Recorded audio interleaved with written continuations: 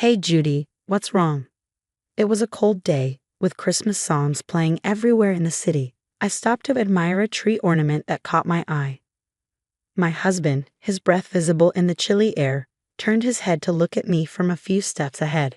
He smiled softly, his ears red from the cold.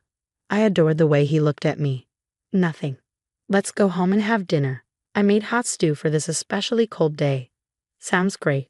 Laughing, we held hands and walked down the street. From somewhere, a familiar Christmas song reached my ears. My name is Judy, and what I'm about to tell you is a rather strange Christmas miracle I experienced a few years ago, along with the story leading up to it. You're late. Before I could respond, my husband Dan's anger hit me like a wave. Where have you been?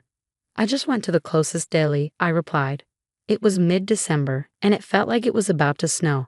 His cuss words chased me out into the cold without my coat just a short time ago. Are you trying to fool me? I'm the breadwinner of this household. When I come home, I expect a proper dinner to be ready and served. Can't you even manage such an easy task? He scolded me harshly in front of the dinner table. No hot sauce? How come you're so lazy about it? There's no way to eat chicken wings without it. Don't mess with me. I had rushed out of the apartment with my wallet and came back with the hot sauce, gasping for breath. His irritation only grew. Deli? Are you crazy? Isn't it cheaper to buy at a supermarket? He pointed at the hot sauce and rolled his eyes. You have no sense of budgeting. I couldn't resist retorting, of course, I buy groceries at the supermarket, but it's far away. I told you earlier, I forgot to buy it today. Anyway, you get upset if the food gets cold. That's why I went to the closest shop. I did forget to add it to my shopping list and had run out, but I was sure the chicken wings tasted fine even without it. I didn't understand why he was so angry about it. His anger didn't cool down at all. Where's your apology? I did apologize earlier, didn't I? What's with your attitude? You're the one who. My retort added fuel to the fire, and he continued throwing his temper at me for another hour. Who wants such stale food now? In the end, he flipped the plate of chicken wings and went out to get dinner elsewhere. A few days later, I went to clean my parents' house, which was up for sale, and stopped by to visit an old lady in the neighborhood whom I called Grandma. Listen, Roma, your prediction was off for the first time. I didn't predict anything, Grandma, who had cared for me since I was a little girl, said, laughing ambiguously. No way. Everything you predicted since I was a kid came true. If they weren't predictions, then prophecies, I said with a wry smile. Remember when you told me not to go to the mall? There was a lightning strike, and it almost burnt down. Another time, you insisted I go out when I wanted to stay home, and my house got robbed. If I had been home, I would have faced the robber for sure. I still got chills remembering it. The robber was caught later with a knife in his pocket. What if I had been home that day? Grandma's predictions often came true, like she was a real prophet. Hey, Grandma. Yes. Even though she said it was all in my mind or just a coincidence, she listened when my voice became serious. I don't think I would have been prepared for my mom's illness if you hadn't told me. She was my only family, and you gave her peace of mind by telling her I'd be blessed with something special one Christmas not far away. My mom was relieved to know I'd have a bright future before she left me. She told me about it in her hospital bed, and it was a ray of hope for her. Seeing her content about it was a sign of her love for me. That's why when Dan proposed to me on Christmas Day, I thought it was just as you predicted. I met him through a mutual friend. He seemed like a humble and gentle guy back then. But once we got married, he turned into an arrogant husband. Just like the hot sauce incident, he got upset over trivial matters. He complained the food was too cold or the salad was too lukewarm, even though he was the one who let it sit while he played on his phone. He criticized everything I did, from cleaning the apartment to washing clothes. Nothing I did was up to his liking, which made me feel trapped and suffocated. I don't want to go back home to him, I whined to Grandma, feeling a sting in my nose. Now it's almost sunset. Don't you have to go back and cook dinner? She glanced at the sky and rushed me, though I was slow to move. Feeling softly rejected, I stood up lazily. You're going to be okay as long as you stand your ground. Even though you'll have struggles, you're going to be happy one day. You'll have a Christmas that will make you jump up and down in joy.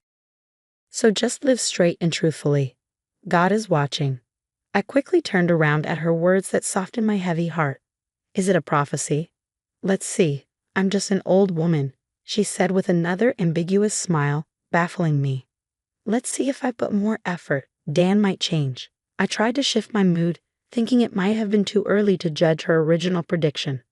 But then it was dinner, massages, ironing his shirt. Dan's hostility toward me only got worse. It wasn't even a year since we got married, but it became normal for him to order me around.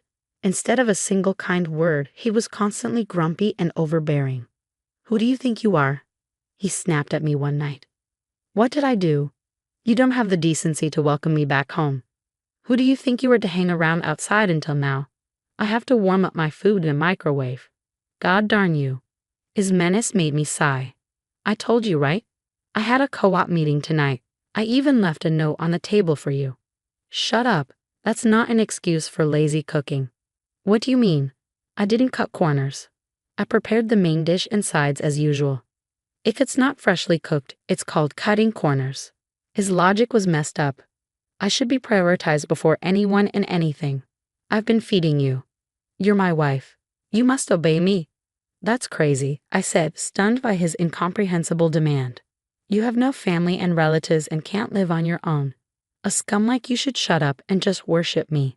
If you can't, I'll divorce you," he smirked. It seemed to me that he was releasing his stress by making me obey him. "Anyway, give me a foot massage." I tried my best to restrain myself from snapping back at him. He would just become angrier anyway. Most of all, I had nowhere to go in the midst of sleet at night. So I sat down on the floor to give him the massage. My life continued like this until one day, I fainted from excruciating pain in the middle of grocery shopping and was taken to the hospital by ambulance. "I don't understand," I murmured, my mind going blank as my doctor explained my condition. "This virus is transmitted by sexual intercourse. I had your husband tested as well, and both of you have it. You didn't realize it because there were no symptoms. As far as I can tell, you need surgery. I'm very sorry to say this, but I think the chance of conceiving in the future seems extremely unlikely." Dan followed the doctor hurriedly as he left. "I can't have a baby," I repeated to myself. As I absorbed the news, my blank mind slowly filled with darkness. I needed to know more. I tried to follow my doctor and Dan on wobbly legs. "Wait, doctor, Dan." But I froze when I heard their conversation. "So must everyone out there get tested?" "Exactly. They must be treated all at once. Otherwise, there's no point. It keeps coming back to you. Would they know what the test is for?" "Of course," my doctor replied, growing irritated. Listening with despair, I realized the bottom line. Dan had at least 3 girlfriends and was still seeing them. I complained to a picture of my mom in an empty room. I had hoped, even though he's not a good husband now, he might change once we have a baby. I kept Grandma's words about eventual happiness like a good luck charm. But I guess I was wrong. In fact, Dan seemed to only care about his own health. He was diligent about his condition but never showed any concern for me. Having lost my parents, I had a strong longing to have my own baby. I hoped for a happy family with a husband, children, and me. Tears rained down on the picture of my mom in my hands. "Mom," I sobbed, covering my mouth with my fingers. Suddenly, Dan appeared. "What are you wasting your time for? You haven't prepared dinner yet. Here are the divorce papers. This is your punishment for neglecting your master and making a fuss." He noisily entered the room and threw the papers at my head as I sat down. "You are irritatingly depressing. I'm ready to divorce you anytime, no problem for me. You are the one who's going to be in trouble, right? Instead of slacking, do your duty if you don't want a divorce." "I'm not slacking." "Oh wait, there's one more punishment. I'm not giving you living expenses this month." He looked happy, smirking as he came closer. "I'm giving you a chance to reflect and change your attitude. Know your place. If you disobey me, a divorce." When he finished his tirade, he left the room looking refreshed. I stared at the divorce papers, feeling my emotions cool down. "Mom, I've decided." Wiping my tears from the picture frame, I spoke to my smiling mother. "Watch over me." I kept quiet and continued living with Dan for a while. He treated me like a servant and took out his fits of anger on me. I argued back occasionally but mostly passed the days in silence.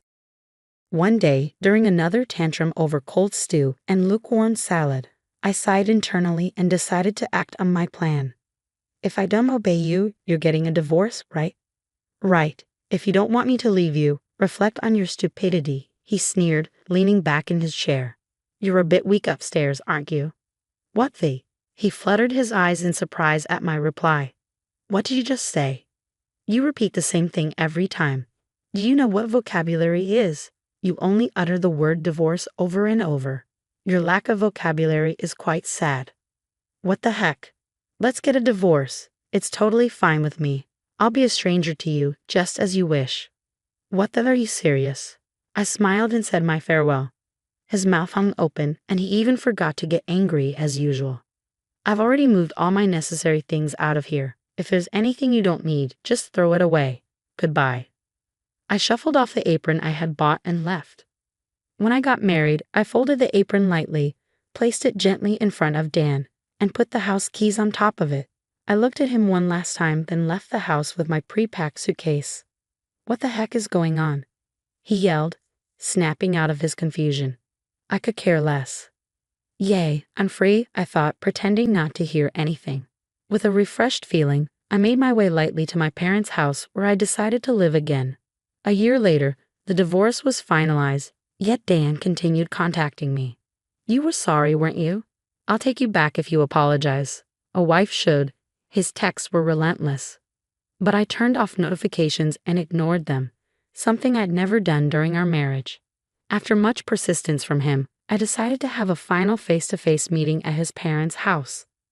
Why have you been ignoring me? Dan asked sensibly, trying to behave in front of his parents. I've been texting you all this time, but you never replied once. Oh yeah, I turned off notifications from you. Why? It was too annoying. Me? Annoying? Yes, you. So what do you want to talk about? His face slowly turned red with anger as I answered in a deliberately annoyed manner. What's with your attitude in front of my parents? What the heck is wrong with you? He finally shouted louder, but then remembered where he was and uttered an apology that he had never made in our marriage. I thought to myself, wow, amazing. He knows how to apologize. I tried my best to resist the urge to make fun of it and prompted him onward. What do you need to talk to your ex-wife about? Hold on, why are you acting so strange? Aren't you struggling after the divorce? How are you living now? He sounded concerned, yet he never came to check on me even though he knew where I was. I didn't mind getting back together if that's what you want. Doesn't that make you happy? He asked. Not at all. I almost laughed at his overconfidence. It doesn't make me happy and doesn't help me in any way. I'm making enough income to support myself. Besides, the living expenses you gave me were only $500 a month. It wasn't enough for what we needed. I mean, you're the one struggling to manage without me, right? The cost I was covering for you is gone, and I'm much more comfortable being alone now. I don't understand the point of getting back together after being free. Puzzled by my casual attitude, he remained unsettled in front of his parents. Listen, Dan, stop acting like a kid who got caught doing mischief and calm down. There's no point in trying to make yourself look good. They know all your secrets. What secrets? I sighed and decided to reveal the truth. You're mistaken about me. I wasn't just a housewife. I told you that I used to live abroad because of my late father's work, right? I used the German I learned back then to translate at home. There were many materials on the bookshelves, you know. I didn't care for those. Those were materials and manuscripts before translation. You never touched them since you had no interest, right? Thanks to that, I was able to hide some equipment to record you. Wait. He was stunned by the word recording. It was his father who presented the evidence. See, all your secrets, like how you used to treat me, are out now.